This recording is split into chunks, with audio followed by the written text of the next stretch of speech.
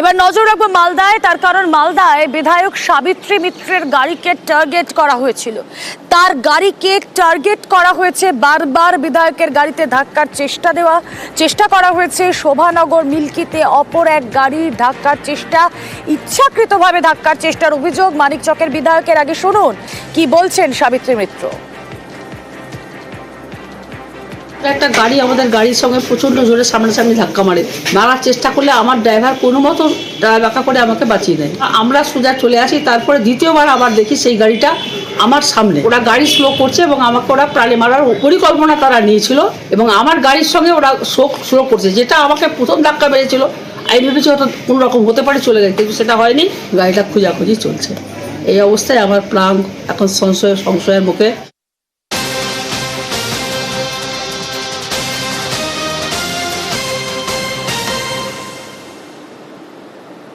কথা বলবো আমাদের প্রতিনিধি সেবক দেব শর্মা রয়েছেন সঙ্গে। সেবক, বিধায়ককে টার্গেট করা হচ্ছে, তার গাড়িকে ধাক্কা মারার চেষ্টা কে করছে?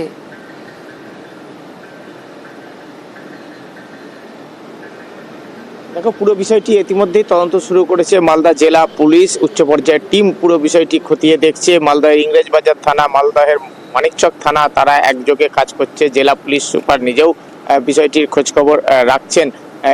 কোন গাড়ি, কারা এই ঘটনা ঘটালো এখনো পর্যন্ত স্পষ্ট নয়। কারণ গাড়ির যে নাম্বার, সম্ভাব্য নম্বরের কথা বলা হচ্ছিল, সেই নাম্বার এটি 2 চাকার গাড়ি এরকমই একটা শোনা যাচ্ছে পুলিশ সূত্রে তদন্তকারীদের মারফত।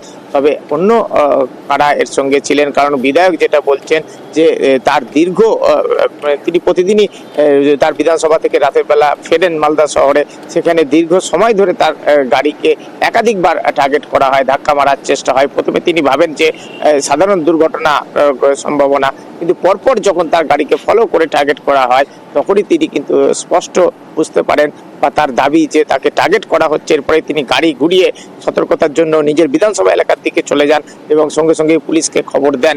এই ঘটনা চিন্তা বাড়াচ্ছে এই কারণেই যে গত 1 মাস আগেই মালদহে দুলাল সরকারকে ঝাঁঝরা করা হয় গুলিতে, তৃণমূল নেতা। এরপর গত 1 মাসে একাধিকবার গুলির ঘটনা ঘটেছে। আর এই মানিকচক বিধানসভা, তার কিন্তু বেশ কিছু এলাকা ঝাড়খণ্ড সীমানাবর্তী। ফলে ভিন রাজ্যের কোনো যোগসাজশ দুষ্কৃতীদের ছিল কিনা বা সত্যি তাকে টার্গেট করে এই ধরনের কোনো ঘটনা ঘটানো হয়েছিল কিনা, পুরো বিষয়টি কিন্তু পুলিশ গুরুত্ব দিয়ে তদন্ত করছে। কালকে রাতেই ইংরেজবাজার থানা এবং মানিকচক থানা স্কট করে বিধায়ককে বাড়িতে নিয়ে আসেন। আর বিধায়ক বলছেন 4 দশকের রাজনৈতিক জীবনে এমন ঘটনার মুখে পড়েননি। বেশ,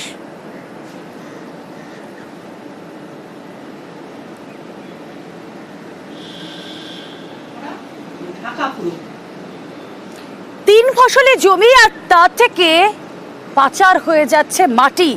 শাসনে মাটি মাফিয়ার দৌরাত্ম্য। জমি দেখাবো আপনাদের, 3 ফসলি জমি, সেখান থেকে অবাধে মাটি পাচার, ভারী ডাম্পারে গ্রামীণ রাস্তা নষ্টের অভিযোগ।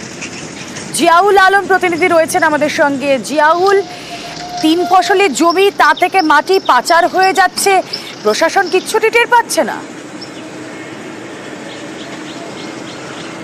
একদম, দেখো, শাসনের দাঁতপুর গ্রাম পঞ্চায়েত ধোকড়া এলাকা, সেখানে রাত বাড়লেই মাটি কারবারের দৌরাত্ম্য বাড়ে এবং সেই দৌরাত্ম্য এতটাই যে তারা 3 ফসলি জমিকেও রেয়াত করছে না। 3 ফসলি জমি থেকেও রাতের অন্ধকারে মাটি পাচার হচ্ছে।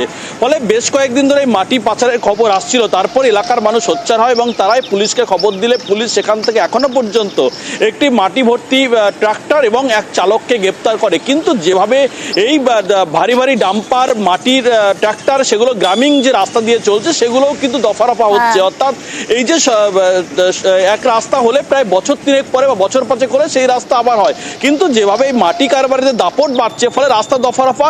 ইতিমধ্যে অভিযোগের ভিত্তিতে এখনো পর্যন্ত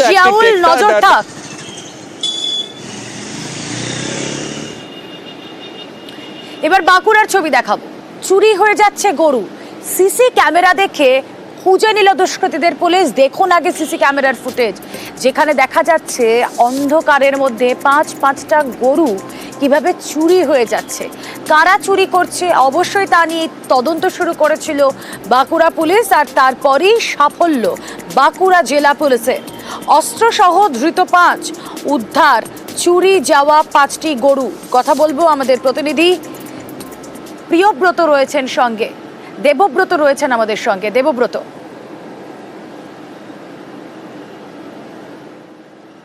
একদমই দেখো, জানুয়ারি মাসের 19 তারিখে কতুলপুর এবং জয়পুর থানার 4-5টি এলাকা থেকে একই রাতে বেশ কিছু গরু চুরি হয়ে যায়।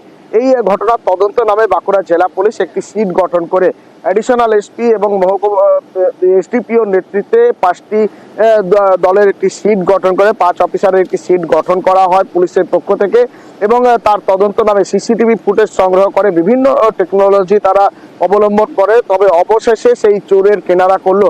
5 জনকে গ্রেপ্তার করা হয়েছে। তাদের কাছ থেকে আগ্নেয়াস্ত্র পাওয়া গেছে, ধারালো অস্ত্র পাওয়া গেছে, টাকা, মোবাইল সমস্ত কিছু সিজ করা হয়েছে। ইতিমধ্যে 5টি গরু উদ্ধার করা হয়েছে। যারা এই ধরনের ঘটনা ঘটেছে তারা, যেমনটা পুলিশ জানাচ্ছে, আন্তঃজেলা থেকে তারা এই ধরনের চক্র করছিল। অবশেষে মূল পান্ডা সহ তাদের গ্রেপ্তার করা হয়েছে, তাদের আদালতে তোলা হয়েছে জেলা পুলিশের পক্ষ থেকে।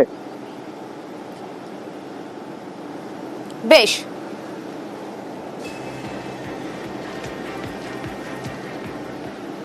মাঘের মাঝামাঝিতেই কার্যত উধাও শীত। আর চন্দ্রকোনার ছবি দেখাবো আপনাদের।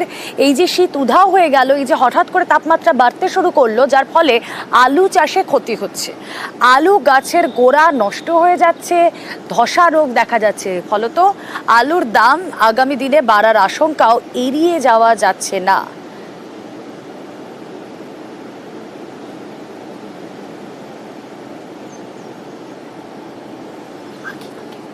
কথা বলবো, সুকান্ত প্রতিনিধি রয়েছেন আমাদের সঙ্গে। সুকান্ত, হ্যাঁ, আমরা এখনই দেখতে পাচ্ছি টেম্পারেচার হাই, তাপমাত্রা ক্রমশ বাড়ছে, কিন্তু আলু চাষে কি এফেক্ট পড়ছে তার?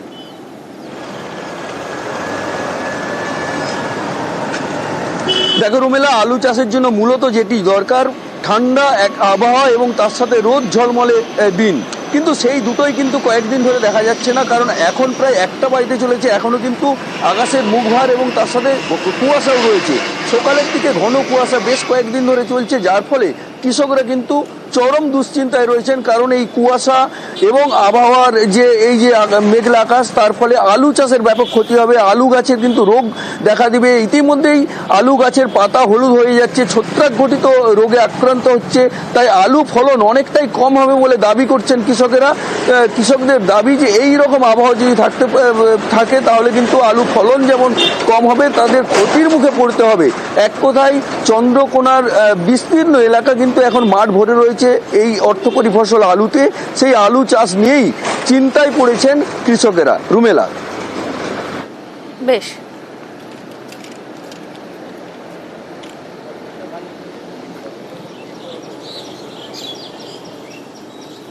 শুধু চন্দ্রকোনা নয়, হুগলিতেও একই ছবি। সেখানেও কিন্তু আলু চাষে ব্যাপক ক্ষতির আশঙ্কা। কথা বলবো, আমাদের প্রতিনিধি রানা রয়েছেন সঙ্গে। রানা, কুয়াশার দাপট, টেম্পারেচার ক্রমশ বাড়ছে, আলু চাষে কতটা ক্ষতি হচ্ছে হুগলিতে, কি বলছেন কৃষকরা?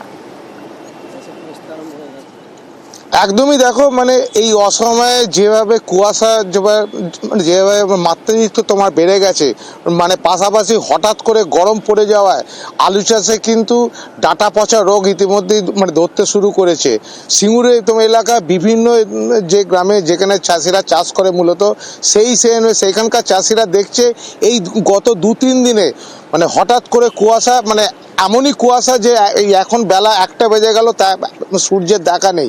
ফলে এই আলু চাষের এই সময় যখন আলুর ফলন ওঠার সময়, আলু যখন জমির নিচে যখন বাড়তে থাকে, সেই সময় এই ডাঁটা পচা রোগ, ছত্রাক জাতীয় এই ডাঁটা পচা রোগের জন্য কিন্তু আলু কিন্তু মানে গাছ পচে নষ্ট হচ্ছে, গাছের ডাঁটা মানে বাদামি রং নিচ্ছে, মানে পাতাগুলো হলদে হয়ে যাচ্ছে, গাছ শুকিয়ে যাচ্ছে। ফলে আলুর ফলনও কিন্তু একটা মানে কমার সম্ভাবনা রয়েছে।